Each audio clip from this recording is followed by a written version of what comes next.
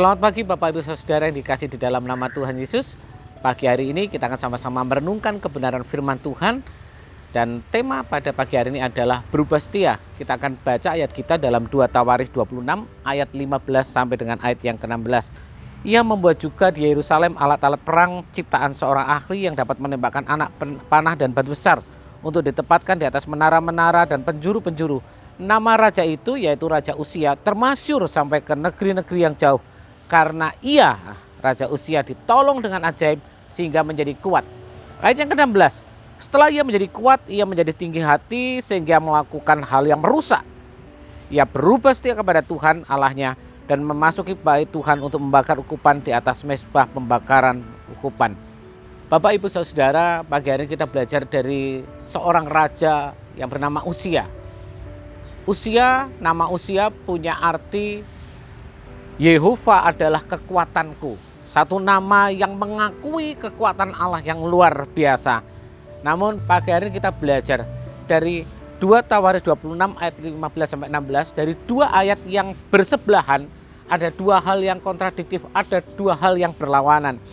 Di ayat yang ke-15 kita bisa melihat bagaimana Alkitab mencatat Uzia ditolong Tuhan dengan sangat ajaib. Bukan biasa-biasa, bukan kaleng-kaleng, tetapi pertolongan yang menakjubkan, pertolongan yang dahsyat, pertolongan yang ajaib. Itu yang dialami oleh Uzia. Dan saudara, Allah menempatkan di sekeliling Uzia orang-orang yang luar biasa. Kalau saudara baca di ayat-ayat sebelumnya, kita bisa melihat bagaimana Allah menempatkan Zakaria yang menjadi pembimbing spiritual daripada Uzia. Dia membimbing bagaimana Uzia senantiasa dekat kepada Tuhan.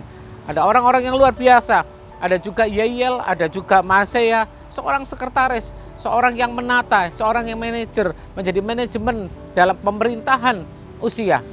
Dan bukan hanya itu, Uzia juga didampingi seorang panglima perang yang luar biasa yang bernama Hananya. Uzia bukan raja yang biasa, dia raja yang luar biasa. Dalam usia 16 tahun, dia sudah diangkat menjadi seorang raja. Bayangkan, di usia yang muda, dia menjadi seorang raja, orang nomor satu di dalam negaranya, orang nomor satu yang dihormati itu banyak orang.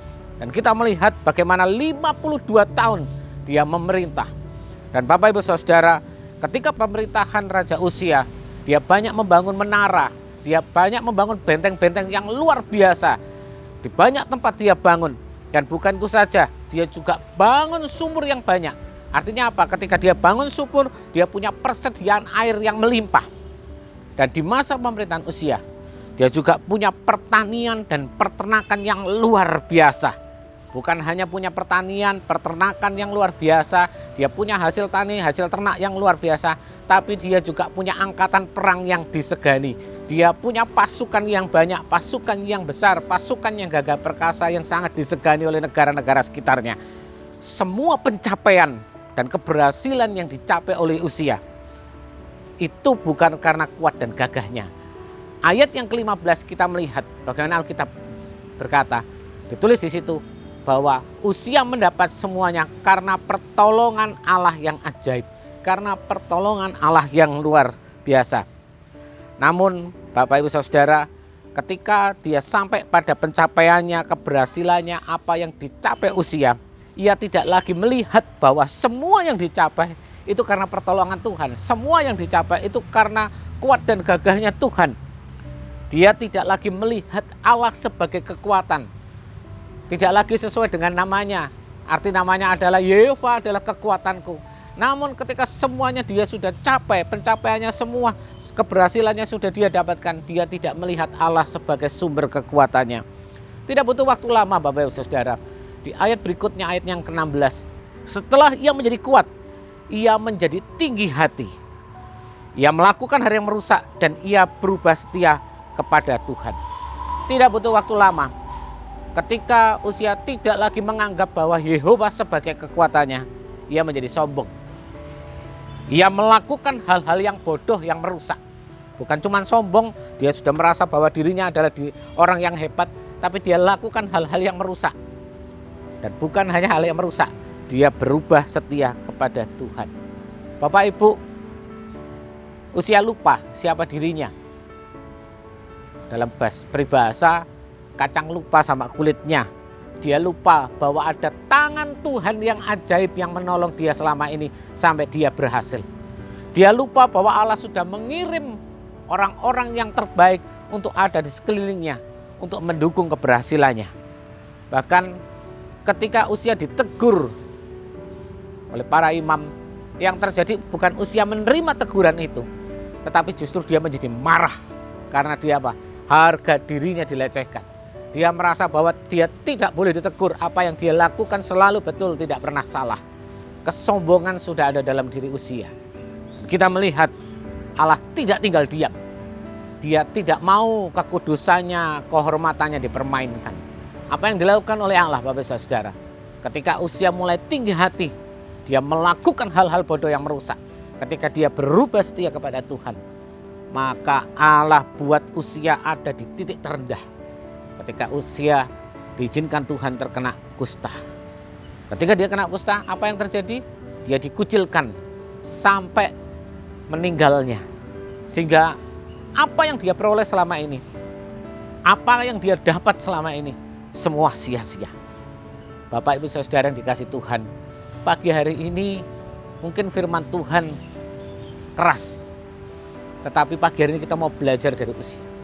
Kalau saat ini kita ada dalam satu titik pencapaian keberhasilan, kita ada dalam pencapaian yang luar biasa, kita ada dalam titik yang tertinggi. Ingat, berkat yang kita terima, kepandaian yang kita terima, kedudukan yang mungkin saat ini kita terima, semua yang kita miliki itu bukan karena kuat dan gagah kita, tapi karena ada tangan Allah yang ajaib yang memberikan semuanya itu kepada kita.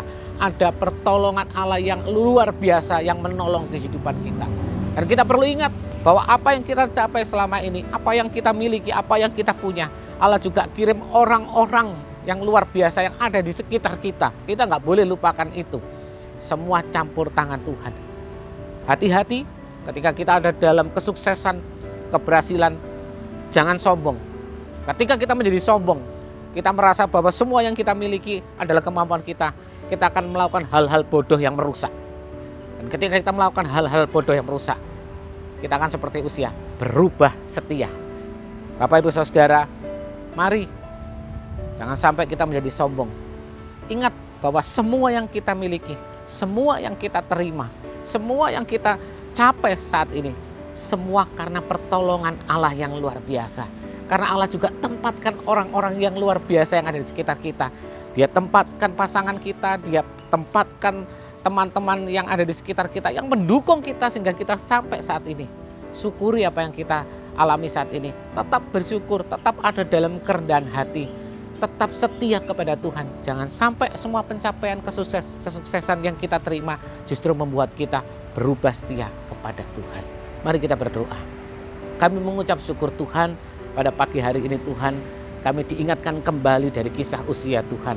Di mana Tuhan kami boleh Tuhan untuk bersyukur buat apa yang kami terima saat ini. Apa yang kami alami, apa yang kami capai saat ini. Semua karena pertolongan Tuhan yang ajaib.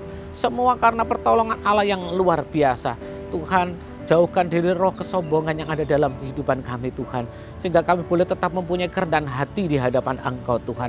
Kami boleh tetap memuliakan Engkau. Memberkati setiap kehidupan kami, memberkati keluarga kami, pekerjaan kami, orang-orang yang ada di sekitar kami. Engkau memberkati kami Tuhan, memberkati negara kami serahkan dalam tangan Tuhan. Kota kami di mana kami ada, Tuhan juga memberkati. Gereja di mana kami ada juga, Tuhan memberkati. Terima kasih Tuhan, sepanjang hari ini kami serahkan semua ke dalam tangan Tuhan. Aktivitas kami serahkan dalam tangan Tuhan.